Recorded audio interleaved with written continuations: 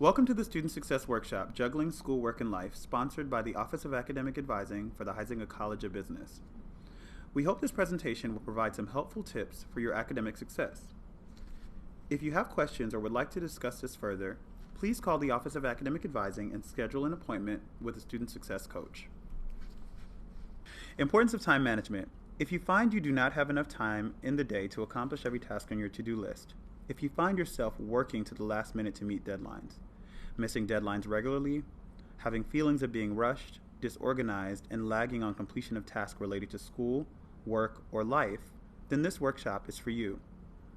Time management tips flood the internet, and advice is readily accessible for those seeking to better manage their time and manage the tasks they've chosen to do in the time allotted. There are 24 hours in a day. We choose what we'll do with those 24 hours. There are some tasks that never have to be done, some tasks that must be done quicker than others, and some that can be delegated, postponed, or allotted more time. Time management is important for a number of reasons. It helps achieve a balanced life. It can help provide feelings of accomplishment, aid in obtaining goals, and organizing your life. The goal of this workshop is to help define self-awareness in relation to time spent, personalize time management skills, change thoughts and behaviors, develop new habits through practical techniques, and provide tips to maintaining the change. Create self-awareness. Define your life as you know it to be. Let's start with creating a self-awareness, which will allow time to become familiar with ourselves, to provide a better understanding of our reality, to determine what we want to achieve and what changes have to be made in order to achieve the goal.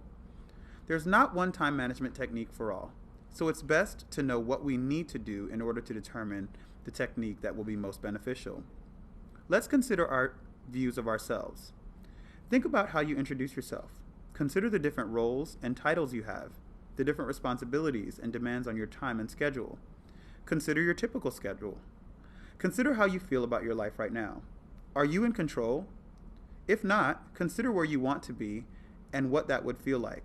Ask yourself how you spend your time and be honest and specific.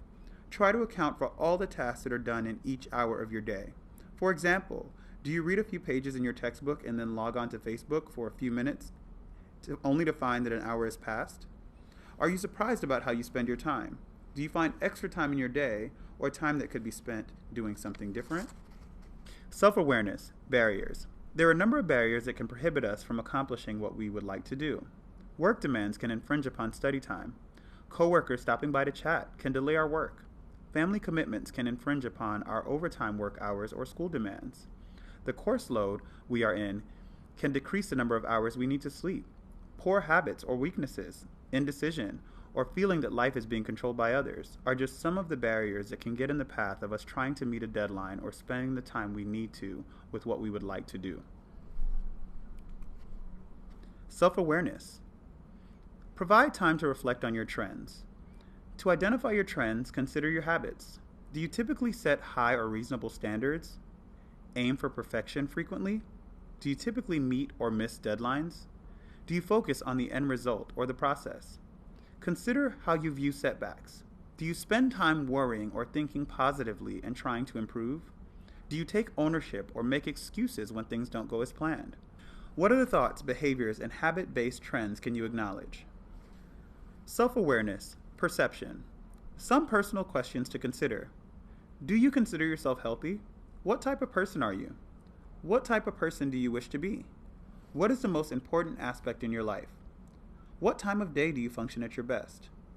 Perception changes over time, as does what is important. Perception regulates priorities and coincides with the choices we make. For example, if school is your main priority, you may view work as the way you fund school.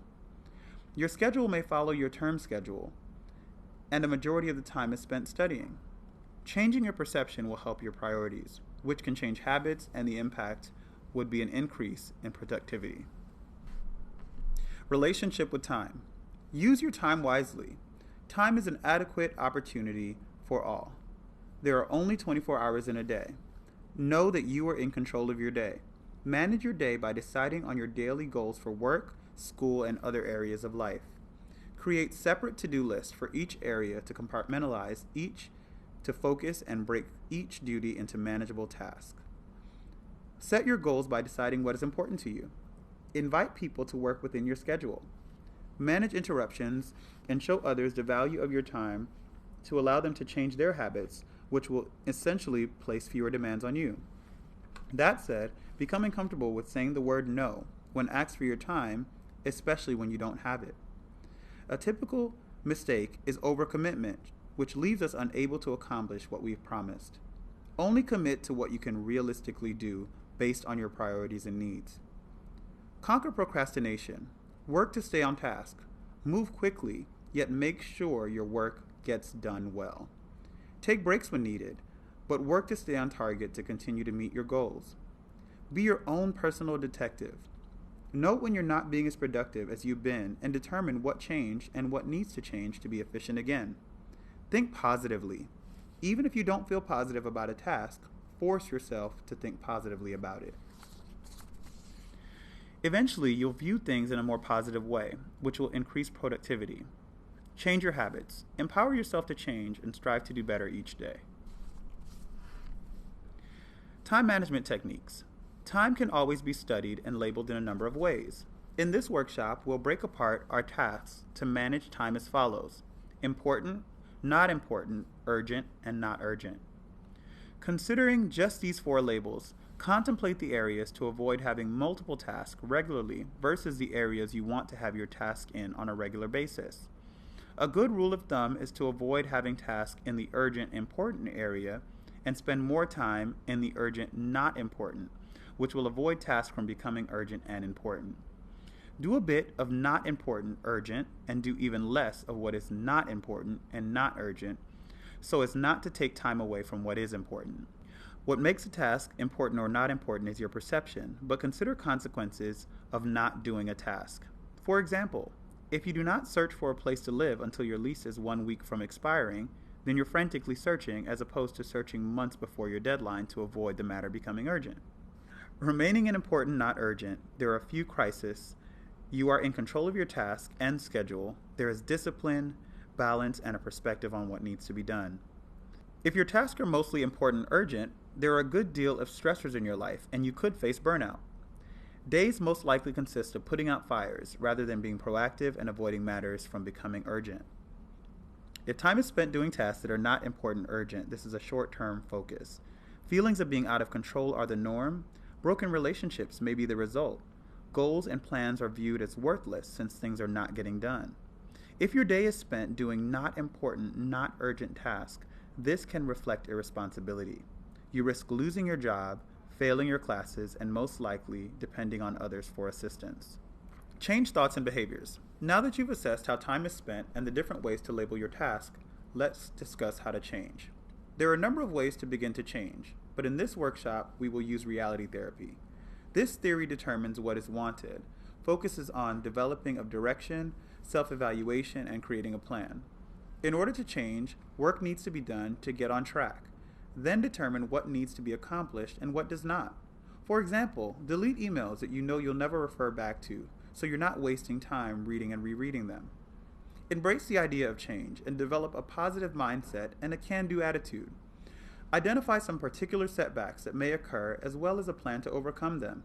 Evaluation is key in keeping things on track and avoiding falling back into previous habits. Clearly state specific goals and be realistic. Remember how many hours are in a day. Keep in mind the time you need to effectively do what needs to be done. Focus on the present and work to change. Eliminate thoughts of the past or the future. Just keep moving forward.